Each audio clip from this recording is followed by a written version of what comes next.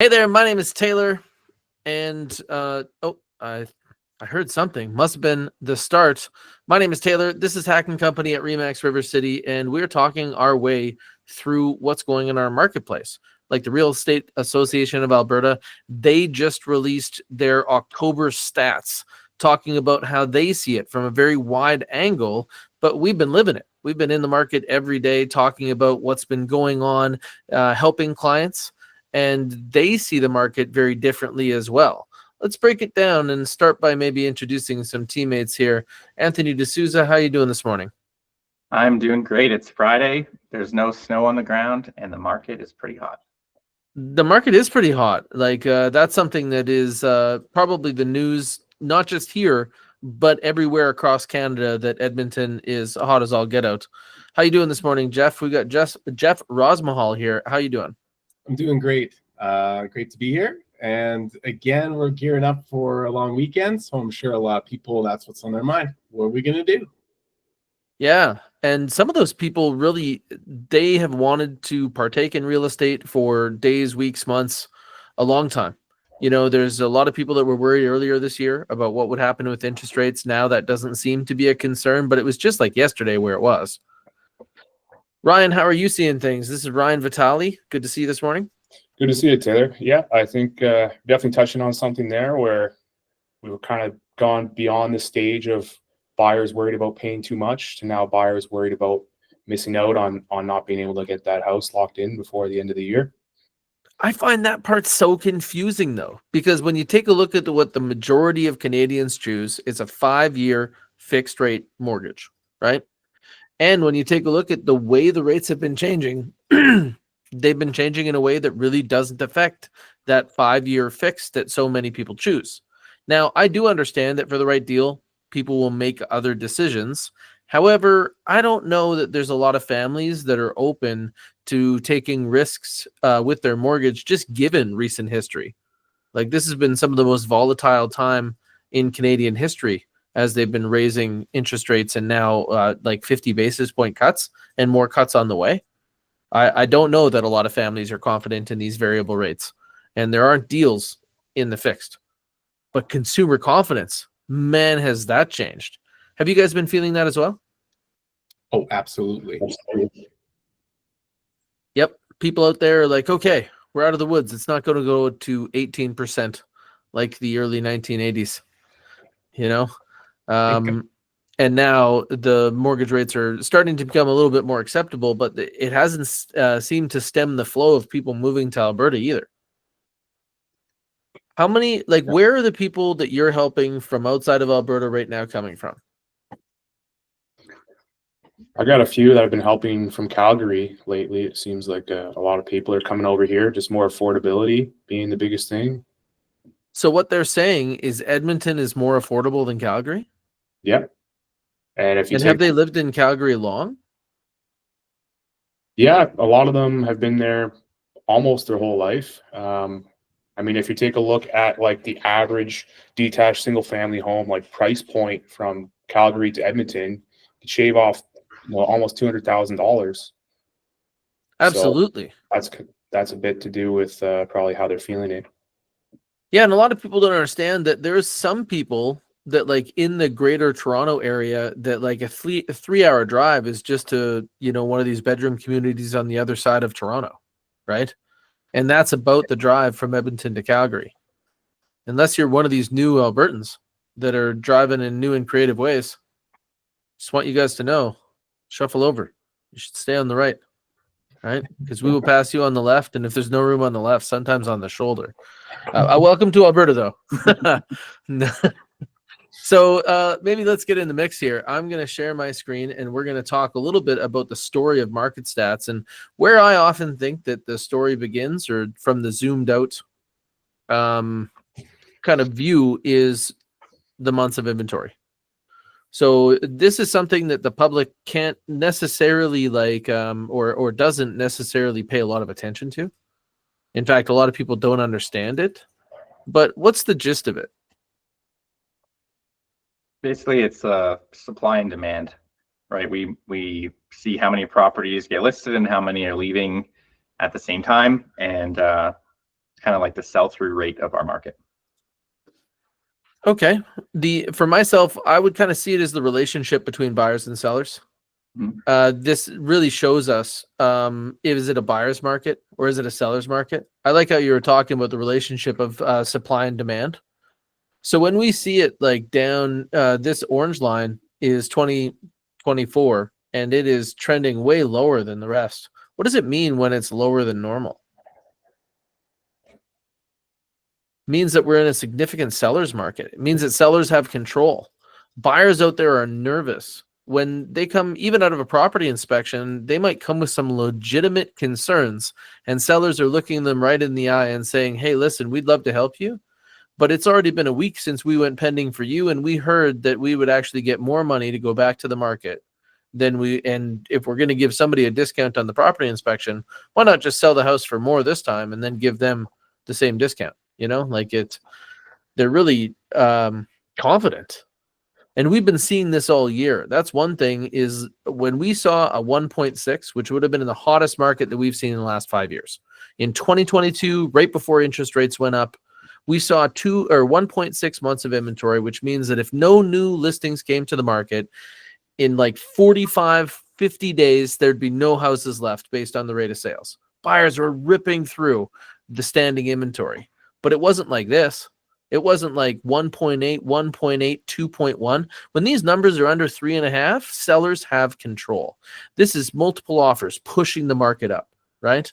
We're going to see this in other parts of our stats, but this is also people being pushed out of what they wanted to buy. Who's working with buyers right now that in Edmonton don't feel as though they're able to get everything they want for their dollar? Absolutely. All of us, right? And that's because when you walked through a place last year and it was $450, and you walk through a place this year at $450, is it the same kind of house? Absolutely not.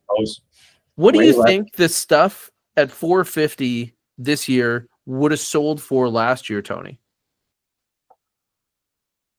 Probably closer to 400. Isn't it crazy? That's over a 10% bump. Let's break it down. So we know that sellers have control. We know that when we see why they have control, we can see right here that the trend line of inventory, super low. Never had less properties on the market than 2024. It's been the lowest inventory month in all of these green months that you might see on screen here. But if you're just listing, just know that unfortunately, for every buyer, there's like 3 houses out of 10 that are missing from the market. Like there's like 3 options that would have been there last year for every 10, and now you only have 7 instead of 10. And that's kind of an unfortunate experience. And we might think that, oh, maybe people are just like not listing as much. But what we can see is predominantly, when you zoom out, they're listing about the same amount, even a little bit more. But when you break it down into those segments, we can see that detached houses are pretty much on par. Those duplexes, they're not taking time off for the winter. Normally, this market would have started to wrap up. There'd be a diminished amount of new listings, and there aren't a ton of duplexes. Like we saw 1,700 new houses hit the market last year, and only last month, and only 300 duplexes. They're just not as common, but they're hot as all get out, and people are still bringing them to the market. Townhouses, more townhouses are listing, and man, should they. Who's seen hot townhouses lately? Jeff, you had a hot listing. I sure did. I basically ran into the market with a townhouse that was in competition with many others. And what I saw was that once I got right into the mix of it, I saw the buyers that were floating around basically that area, and they were attacking every single townhouse that they could that met all their boxes. And we're talking like, if it has 3 bedrooms, that will always grab people's attention because families are looking for that at this price point. So when you brought this listing onto the market, you had a lot of attention. And then how many offers did you see? 8. Fantastic. That's great news for townhouse sellers. Like Tony, you had been in the townhouse market earlier this year, and multiple offers were not something you saw a lot of. That's right. Far and few Now, between. Jeff had 8 on his. I had 8 on one a couple of weeks ago in St. Albert. This stuff is pretty exciting. So when we kind of go a little bit further into seeing where kind of the inventory is coming from, we're also seeing a lot of new listings of apartment style condos. And it's funny because it's not being backed up with sales the same way. Like when you take a look at apartment style condos for sales, what you see is one, the trend is definitely changing, right? And we're seeing more sales. We're also seeing this kind of like skyhook here where normally December should be less sales. November should be less sales. The October that we just finished should be less sales. But now we're heading in the other direction of what normal is.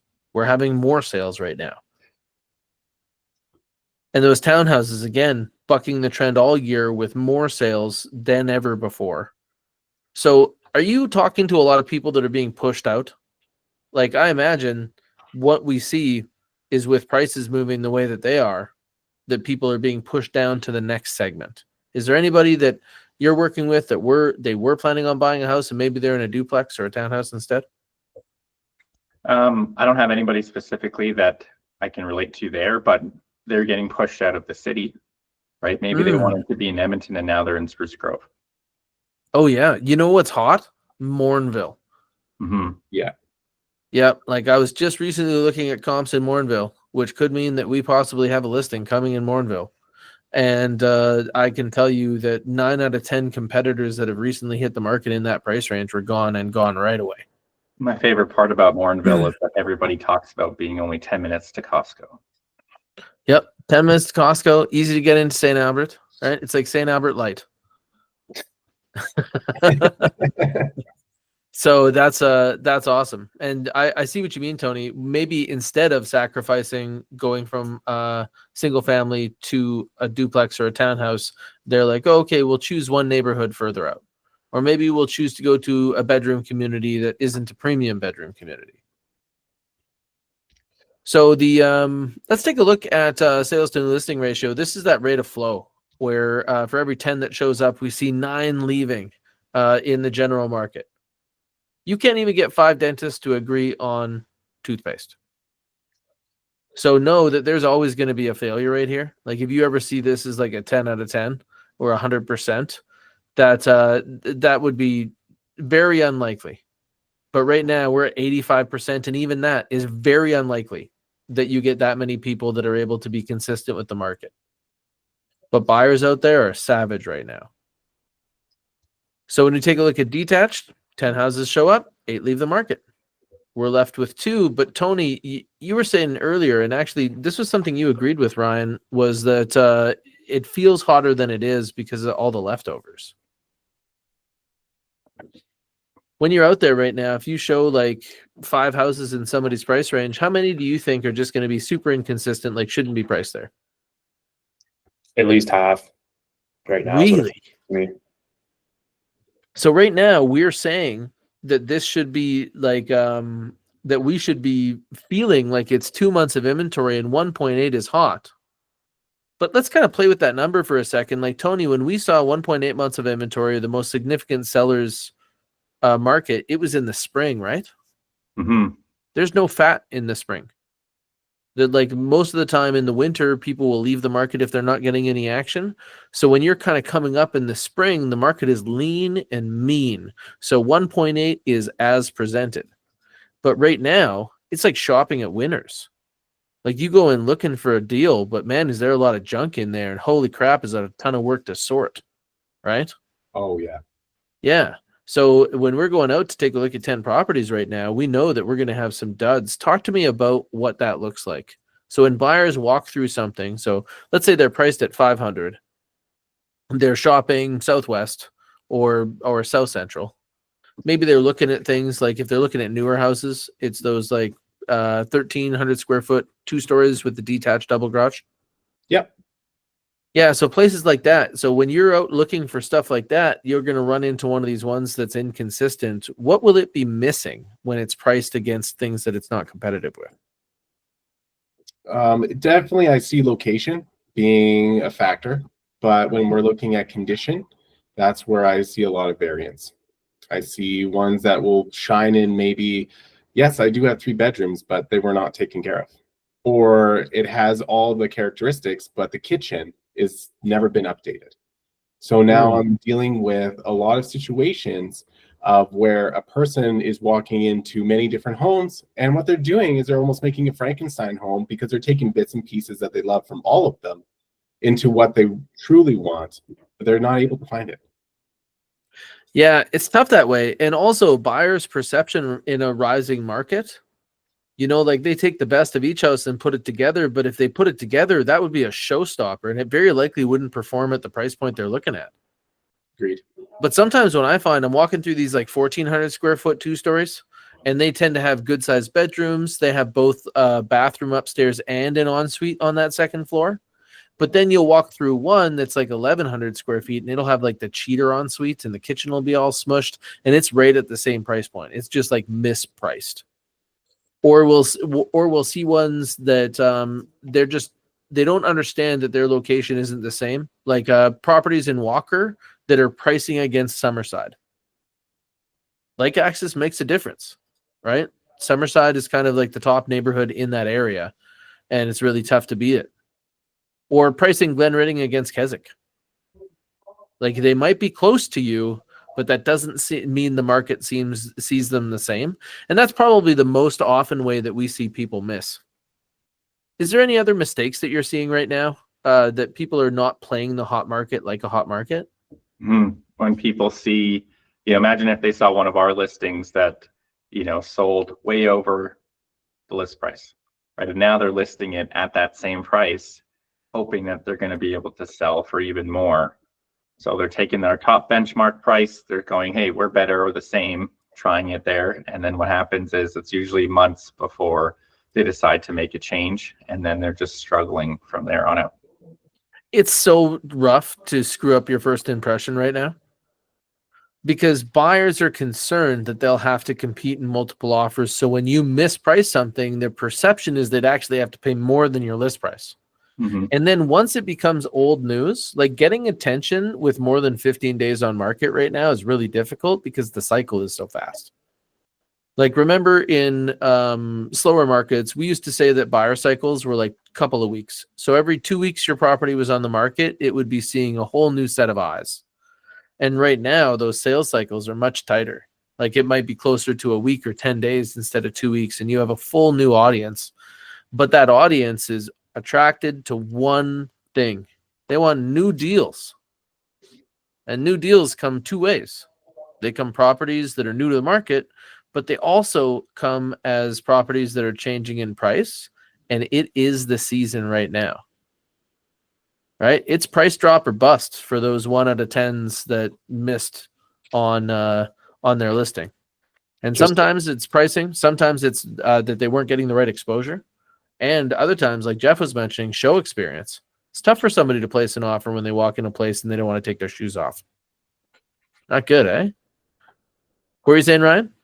Oh, just to play on that, I was just going to say it's really easy, and like the mistake that Tony mentioned about overlisting.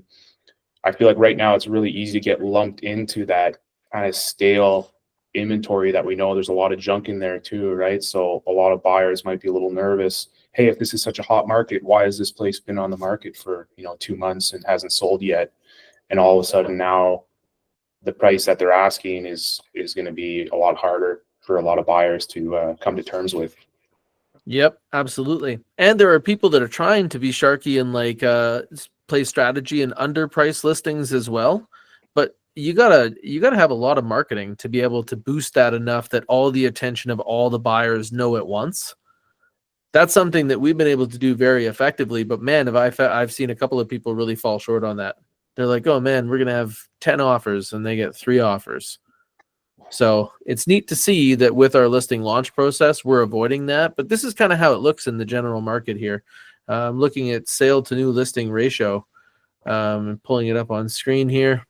And we can say that like right now, a deal in Edmonton is 1% off list price. And it's kind of been that way. It was a little bit tighter. It was 100% of list price earlier this year. And that's because, just like Tony was saying, some of these places are selling in multiple offers for way over list price. And at the same time, some of these are underperforming. Next year, we get rid of this blue line, which is 2020.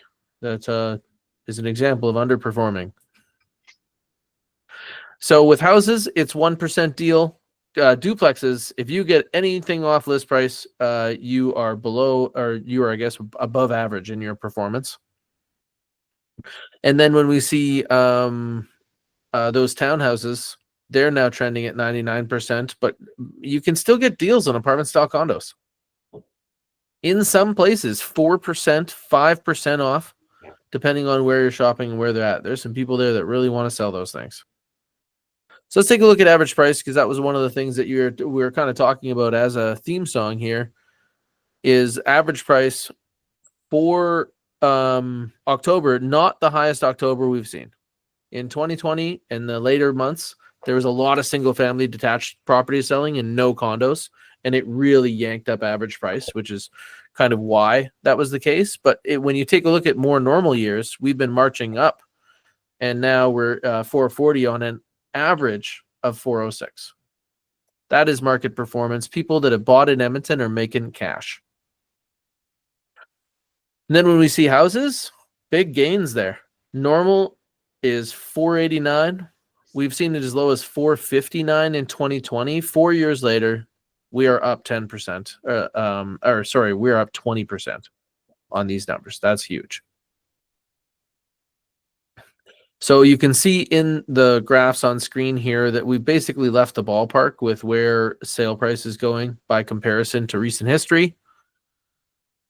And these townhouses just look like they're headed to the moon, hey? Set the record. Townhouses have never been worth more. Never been worth more. 310. What's going on here? And apartment style condos still like right in the mix. Like the 5-year average is 198,000, and right now average price is 191,000. You had some thoughts on that, Tony? Yeah, my feeling is there's probably more investors selling off some of their inventory. Maybe some of the more lower priced condos or more affordable ones are the ones that are kind of getting scooped up right now. I think if I've been working with anybody that wants an apartment, they're really looking for a deal, right? They're not looking at stuff that might be in like the 300 range. They're looking at something that they can get in, potentially rent, or live in short term while they're figuring out Edmonton before they buy something else. Yeah, and it's weird to see that buyers are kind of like bearish when it comes to these apartment style condos, but they have to be. You are in danger of overpaying in a market where buyers do not outnumber sellers. And that is a very balanced part of our market. Whereas you might know some people, when you own an apartment that own a townhouse, they're going to have a totally different experience on the market right now based on what we can see. And what we're trying to save people from is working with old information. A lot of people in our market are working with information from like 4 months ago. And when I say a lot of people, I'm not excluding realtors, right? There's just a lot of people that don't have new information. They don't study it like we do. And when they go into a negotiation, they're going in looking at like, hey, I wonder how this is going to go. We're not there to take part. We're there to take over. It's a very different approach. Like when we bring listings to the market, we want sellers to be excited. Our listing launch process has been putting 50 plus groups through on opening weekend. We've seen over 100. I talked to an agent that's been in the business for more than 30 years the other day. I said, what's the most offers you ever seen at once? And he said he was 14. We had 32 less than 60 days ago. So Alberta is definitely a place to put your money. Even people in Calgary are putting their money in Edmonton. And our property ladder is going to start to move like an escalator. Like this is actually just the warm-up show.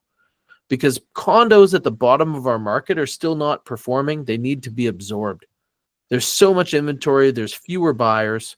But these townhouses, they're getting expensive. They're going to start pushing people out of the townhouse market.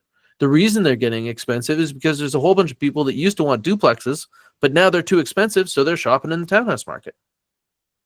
And as the bottom edge starts to heat up in our market, we're going to see all of those condo owners. They've owned properties for so long. They've owned them for 6, 7 years. It's been the worst time of their lives. I've seen people, I'm talking to them right now, and they're still on a $300,000 condo, $70,000 upside down. from a purchase that was made in the peak of the market in 2014. That's 10 years ago. And these people are like, 20% under on their investment. That's awful.